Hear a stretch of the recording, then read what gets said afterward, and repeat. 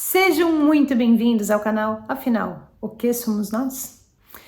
Nosso principal meio de investigação sobre o que é a consciência continua sendo as EQMs. Mas ao longo desses 7 anos de existência do canal, percebemos que algumas entrevistas nos trazem informações que são muito importantes e muito consistentes e que vão além das EQMs. Os cientistas sabem que às vezes se procura uma coisa e se acha outra. Por isso, a ciência nunca descarta nada que possa conter alguma verdade. Sejam dados objetivos ou subjetivos, a ciência continua investigando. Aqui no canal, a gente compartilha com vocês relatos que mostram pra gente como as coisas são maiores, mais belas, mais amorosas, mais profundas do que parecem quando a gente só olha em volta da gente nesse tão lindo e complexo planeta. E é dentro dessa visão que apresentamos para vocês a história da Yara Guilherme. Essa história envolve 2 EQMs, uma da mãe dela e uma dela. Mas também envolve muitas outras coisas, desde antes das EQMs até hoje. Não tinha como não compartilharmos tudo isso com vocês. Essa entrevista foi dividida em 4 partes, 2 publicadas hoje e 2 na semana que vem. Vamos conhecer a história da Yara?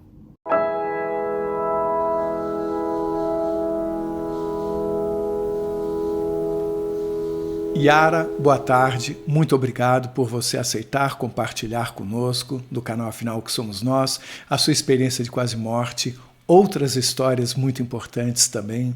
Peço por favor que você se apresente, diga em que área você atua, de onde você está falando e nos conte tudo no detalhe que for possível. Muito obrigado, desde já, a palavra está com você.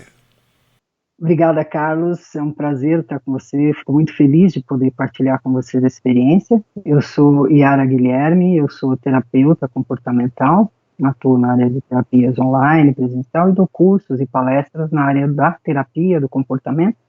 E também tem muito a ver com a minha história, na área do crescimento espiritual, do autoconhecimento e crescimento espiritual.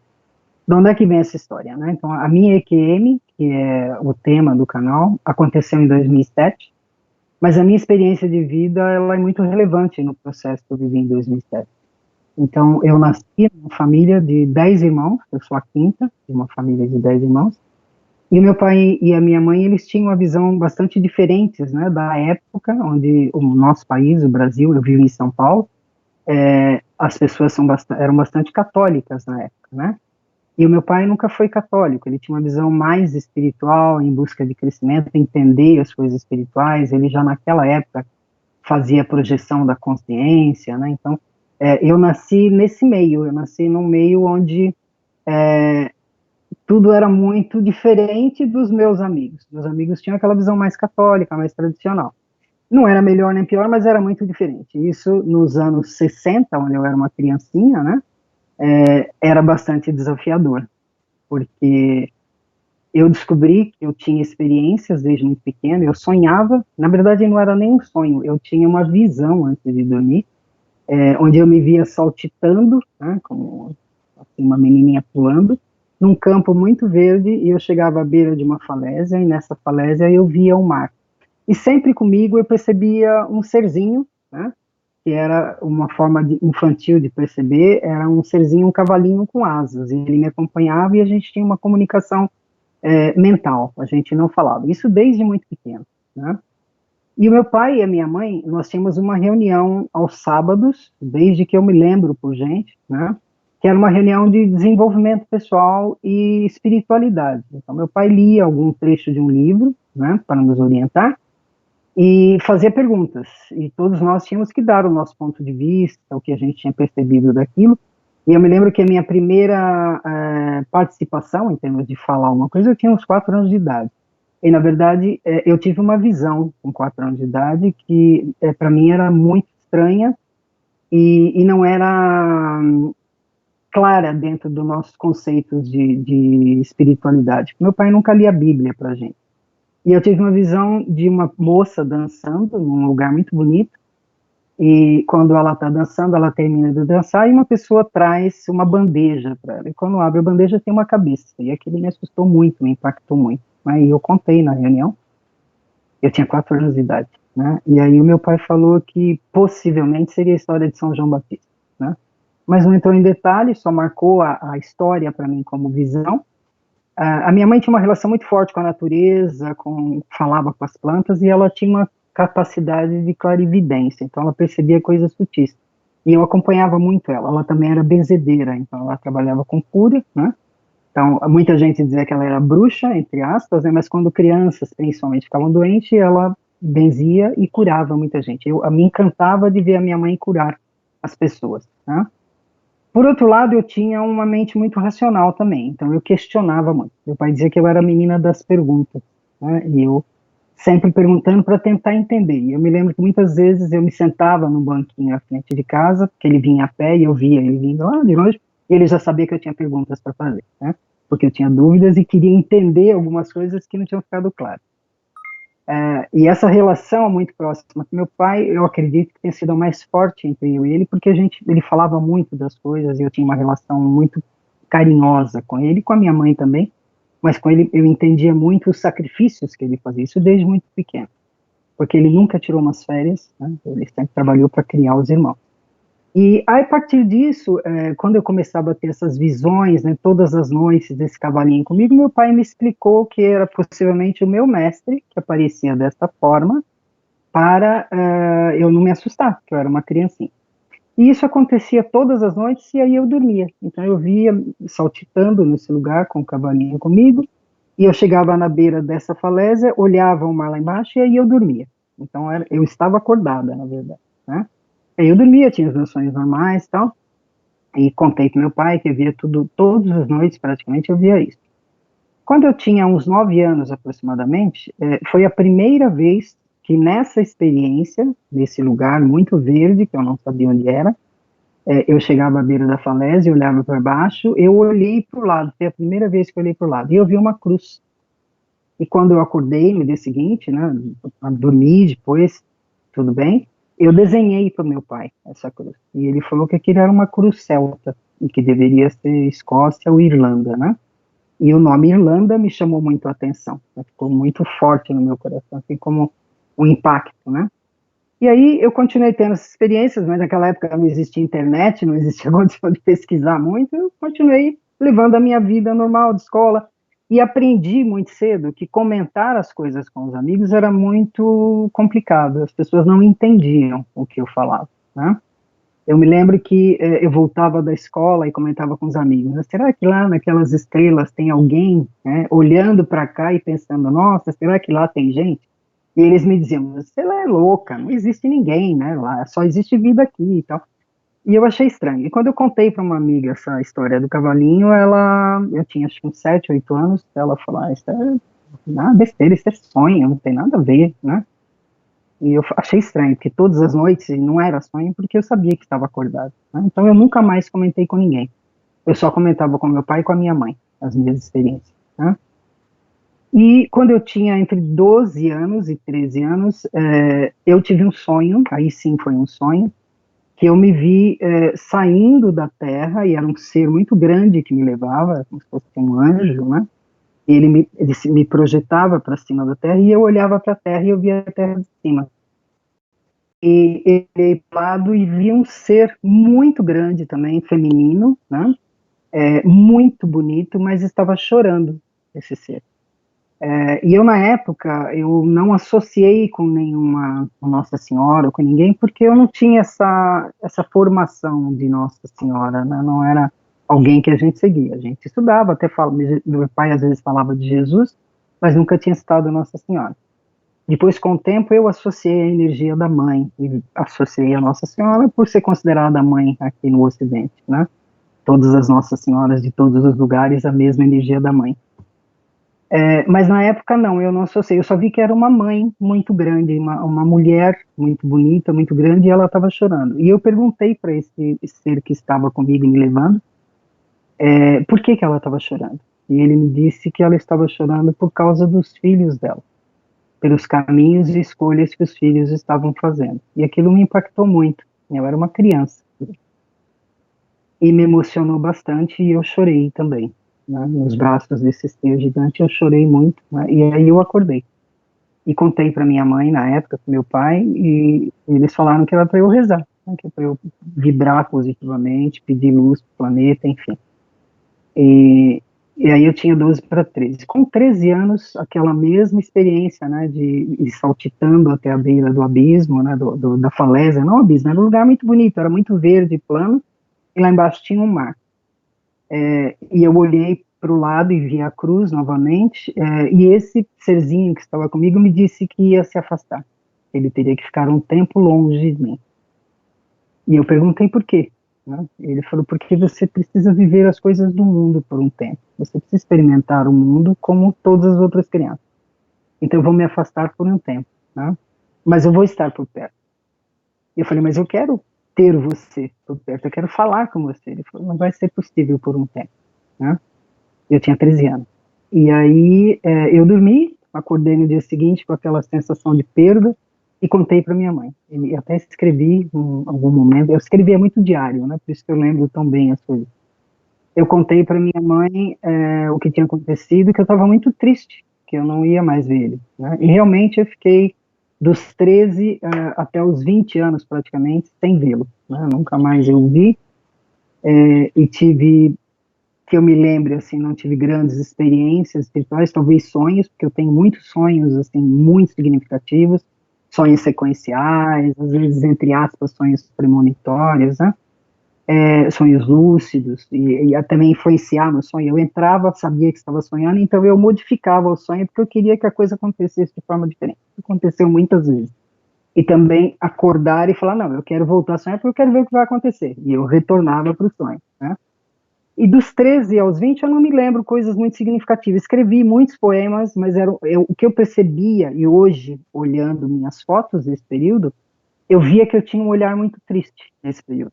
Sabe? Apesar de ter tido uma infância ótima, uma adolescência normal, né? Passei aí aos bailinhos, tive meus namorados, conheci muita gente, fiz muitos amigos, mas nas fotos eu me via sempre olhando para baixo como se eu estivesse buscando algo que estava me faltando. Hoje eu me interpreto assim, né? Eu me via triste nas fotos, os meus irmãos falam que eu era super feliz, que eu era super carinhosa com eles, eles têm ótimas memórias, né, da minha relação com eles. Fui uma pessoa feliz ao longo da adolescência, mas via isso, e eu vejo os poemas que eu escrevi na época, eles eram tristes também. Era uma falta de algo, de alguém, né, que eu não sabia quem é.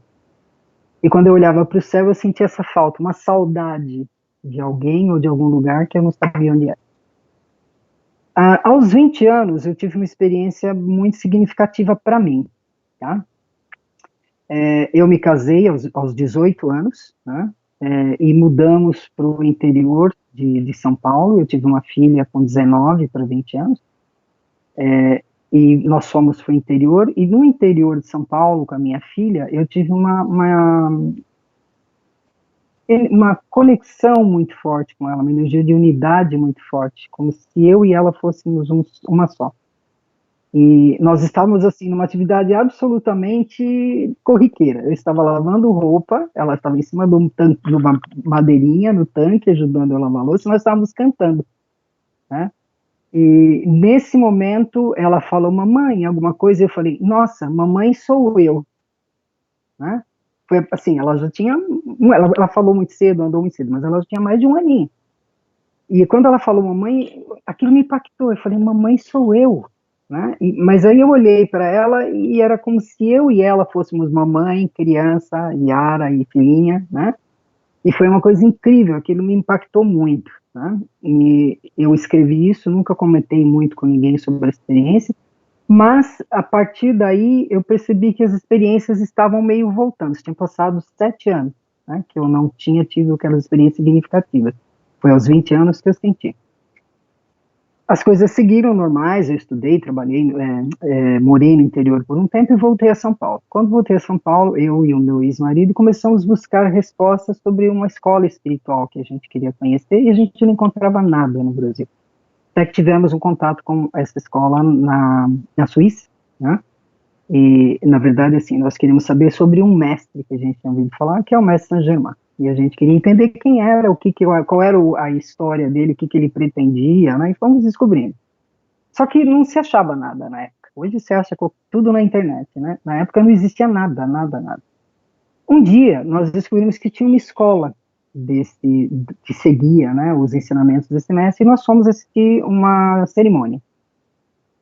E eu sempre fui muito disciplinada, né? Eu sempre, quando eu foco para meditar, eu fico muito quietinha e tal. E nesse dia, eu fui com meu ex-marido, nós estávamos olhando lá, a pessoa liderando, e eu vi dois quadros, era um quadro de um homem aqui, outro quadro de outro homem aqui, e eu fiquei olhando para aqueles quadros, um deles me chamou mais atenção, e eu fiquei olhando para ele, assim, como se eu reconhecesse, né?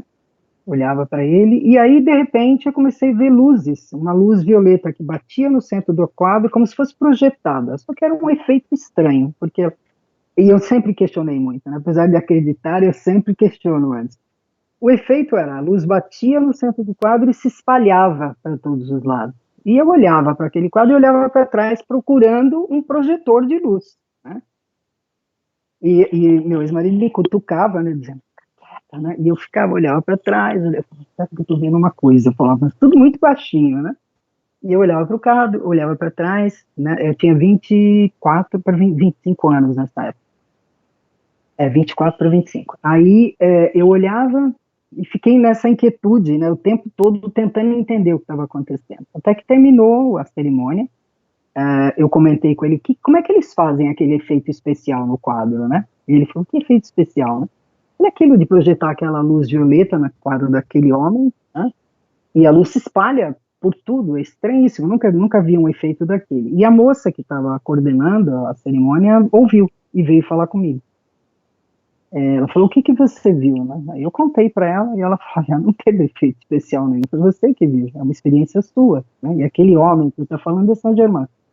Aí eu falei, nossa, então esse é o homem que a gente estava procurando há muito tempo já, há alguns anos, né? Ela me deu um livro de presente, aquele livro também me impactou muito e me abriu uma conexão muito forte, assim, de compreender um pouco um outro lado da história, né, que eu não conhecia, né, dos ensinamentos, da espiritualidade, enfim. E aí as coisas foram andando, né, isso já era 1984, penso eu, né, muita coisa aconteceu, eu acabei seguindo algumas escolas, tal, e eu sempre tinha para mim um ponto que era, eu vou observar, vou ficar quietinha no meu canto, né, e vou, se precisar, eu ajudo. E acontece assim, que eu acabo dizendo isso e quando eu vejo eu estou à frente fazendo alguma coisa, né? Eu não consigo ver algo por fazer e não fazer, eu vou lá e atuo, né? E aconteceu que eu segui algumas escolas, não senti, acabei entrando em uma que depois de 6 meses estava coordenando, organizando, ajudando a liderar e acabei subindo a presidência dessa escola no Brasil por alguns anos, né? Isso já era 89, fui aos Estados Unidos fazer um curso, conheci aí a área que eu atuo hoje, que é a área de terapia comportamental, e acabei estudando também essas áreas alternativas e outras áreas comportamentais de terapia.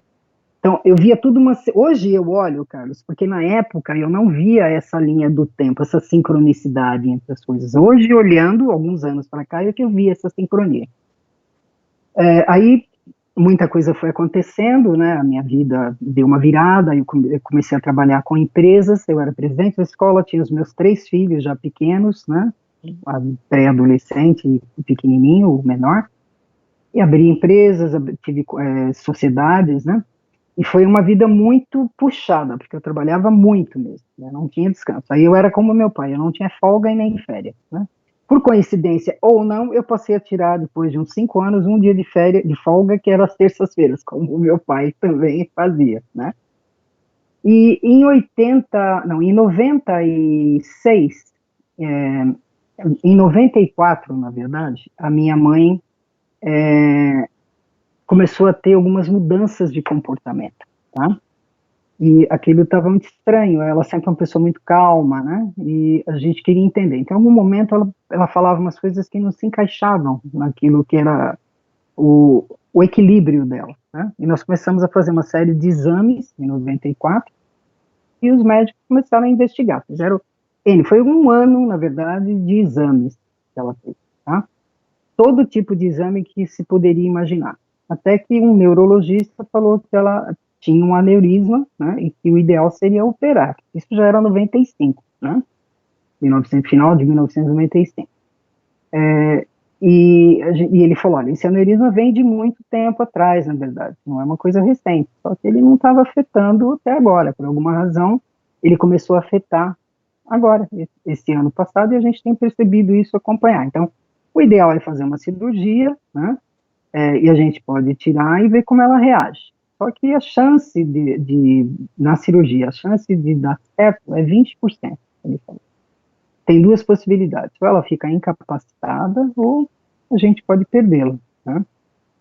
E aí, ela ainda tinha alguma capacidade nesse período, né, em 95, de dar opinião, então nós conversamos entre os irmãos com ela, né, e ela falou que não queria fazer, porque se ela ficasse com sequelas, seria muito, muito ruim para a gente, já estava difícil e seria pior, né, se ela ficasse incapacitada fisicamente, né. E aí nós tínhamos que definir, e aí começamos a conversar, principalmente eu e algumas das minhas irmãs, e a minha irmã mais velha lembrou que a minha mãe tinha tido uma experiência de aneurisma, né, ou na verdade, de AVC, muitos anos atrás, 20 anos antes. E o que aconteceu 20 anos antes? 1974, eu tinha 14 anos na época. A minha mãe foi internada, ela passou mal, foi levada para um hospital, e ela ficou nesse hospital, e ela entrou em estado de coma, né? E aí, sendo tratada, tal, buscando reabilitá-la, né, mas não se conseguia uma resposta, tá? Até que um momento, um médico desse hospital falou para o meu pai que ela tinha falecido. E o meu pai entrou em desespero, porque meus irmãos eram muito pequenos. Eu tinha 14, eu tenho 5 irmãos mais novos do que eu, tá? E meu pai ficou desesperado, ele falou, meu Deus, como é que eu vou criar os meus filhos sozinho? Não, isso não pode ser, ela não pode morrer, né? E meu pai, num ato de desespero, começou a esfregar os pés dela, fazer uma massagem no pé dela, desesperado. E por alguns segundos ela retornou e falou para meu pai, fica calmo, tá tudo bem. E dormiu, entre aspas, de novo. Ou seja, a gente voltou pro coma. Meu pai era uma pessoa muito séria, às vezes bravo, né? Meu pai ficou muito bravo com o hospital, com o médico. E ele e a minha irmã mais velha, então, fizeram levaram minha mãe para um outro hospital, numa outra cidade vizinha. E ela foi extremamente bem atendida lá, né? O médico ficou presente o tempo todo, tá? Mas ela permaneceu em coma nesse período, né? Eu me imagino, pela minha memória da época, que ela tenha ficado uns 3 meses em coma, né? E eu assumi, então, um pouco a ajuda, meu pai. Eu cuidava dos meus irmãos, né? Eu não ia, eu estudava no colégio integral, eu não ia para a escola, eu ficava em casa cuidando dos meus irmãos, e ia para a escola uma vez por semana, que era a folga do meu pai, às terças-feiras. E os amigos levavam material de escola para mim, eu estudava, enfim. E a minha mãe no hospital, né? Então era muito, assim, difícil para a gente lidar com aquilo, né? Como é que a gente vai fazer sem a minha mãe? Minha mãe era uma pessoa muito amorosa, entre os 10 irmãos, nós nunca sentimos nenhuma diferença no tratamento dela entre nenhum. Então, as memórias que nós temos da minha mãe são extremamente amorosas, presentes, né? E já ela ficou internada, e quando ela retornou desse estado de coma, né, ela ficou mais um tempinho no hospital, e ela nos contou, a minha irmã ia visitar a minha mãe no hospital com o meu pai, o meu irmão mais velho, e eu não ia, porque eu ficava com meus irmãos e aproveitava para estudar, até que ela saiu do hospital, e aí ela conversava muito com a minha irmã quando ela voltou, e ela contou para mim, quando ela voltou, que no tempo que ela estava em coma, ela via 3, como se fossem anjos, seres com uma roupa branca muito bonita, né?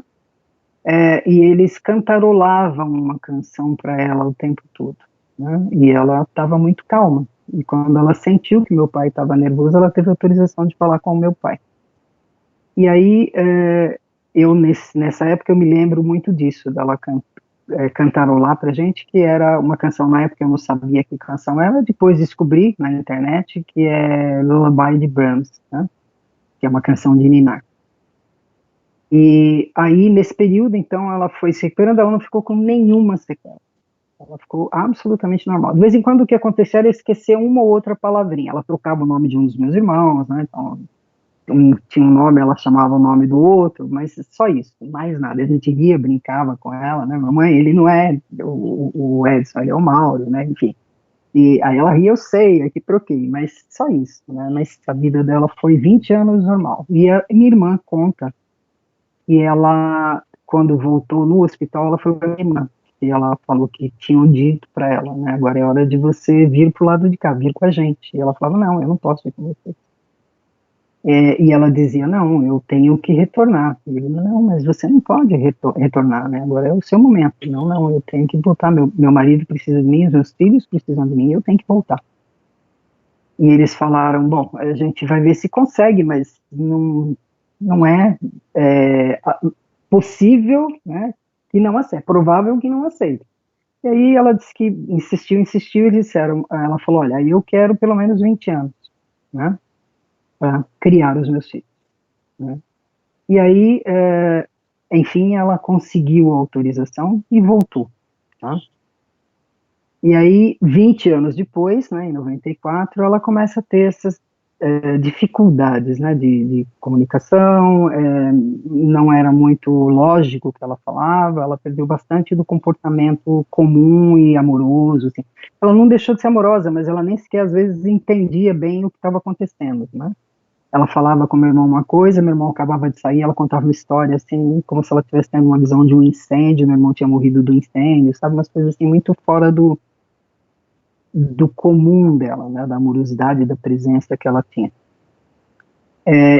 Aí, em 96, 1996, ela passou esse período de 95 a 96 com muitas crises, né, muita dificuldade, exames e tal. Em 96, no dia 15 de outubro de 96, ela me ligou. E ela me perguntou, quando você vem me ver?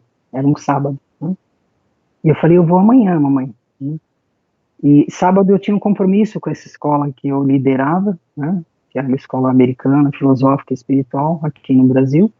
E eu falei, eu tenho compromisso hoje, mas amanhã eu vou te ver. E aí eu fui para esse compromisso, que era um evento de invocação de luz, enfim, um ritual de luz, vamos dizer assim.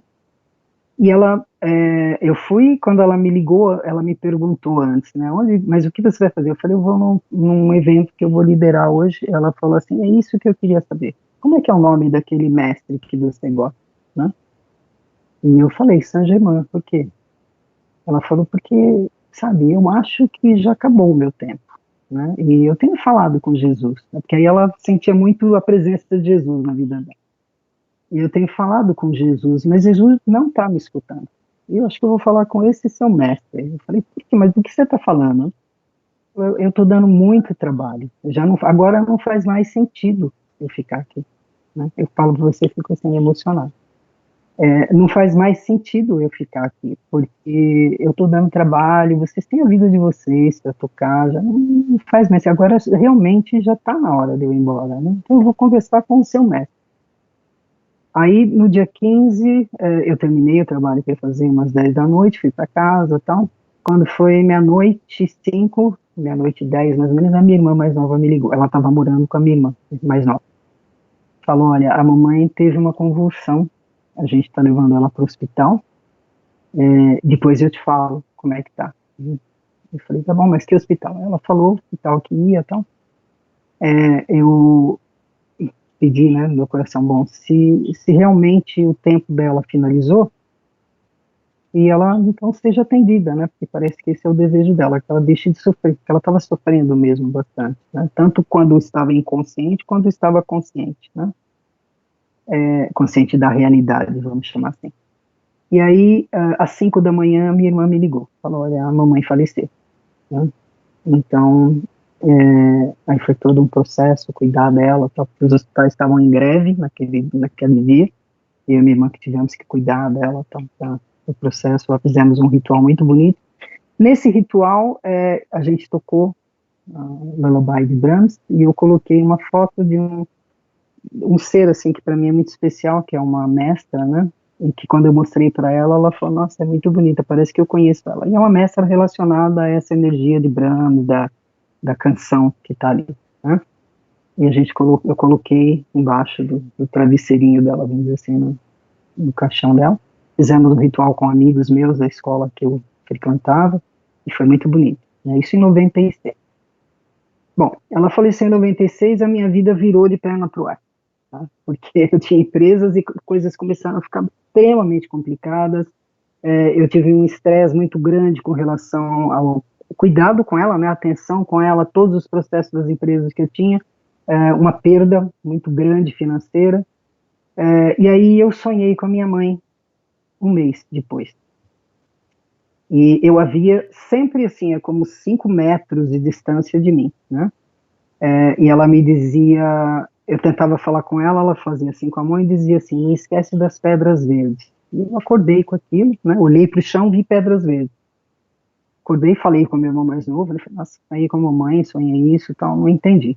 Passada uma semana, sonhei de novo com ela. Ela estava subindo uma escada, eu estava atrás, ela sempre assim, 5 degraus acima de mim. E ela olhava para trás e me dizia, não esquece as pedras verdes. E eu olhava para o chão e via a pedra e falava, mas o que eu faço com as pedras verdes, né? E ela sorria e desaparecia. A terceira vez eu a vi novamente, uma semana depois. Normalmente os meus sonhos ele vem assim em 3. É muito interessante isso, né? Eu também fui confirmando ao longo da minha linha do tempo, que eu fui fazendo uma linha do tempo para entender esses processos um pouco, né? E aí, uma semana depois, eu tive outro sonho, onde ela estava num campo de flores, muito bonita, né, e eu queria me aproximar dela, né, eu queria chegar e abraçá-la, né, e ela fazia o sinal com a mão como quem diz, não é o momento, né, e aí eu consegui me aproximar, assim, um pouco, mas não muito, né, e ela sorriu para mim e falou, não esquece as pedras verdes. Não deixem de assistir a segunda parte da entrevista da Yara. O link está disponível aqui em cima e na descrição do vídeo. Se você gostou, por favor, se inscreva no nosso canal. Dê muitos likes, faça comentários, compartilhe com seus amigos, toque o sininho que você sempre fica sabendo assim que chega vídeo novo. E se você tem alguma dúvida ou passou por uma EQM e gostaria de compartilhar a sua história com o mundo, por favor, nos escreva. O nosso e-mail é afinaloquesomosnós@gmail.com. Essa é uma nova fronteira do conhecimento humano. Vamos juntos atravessá-la?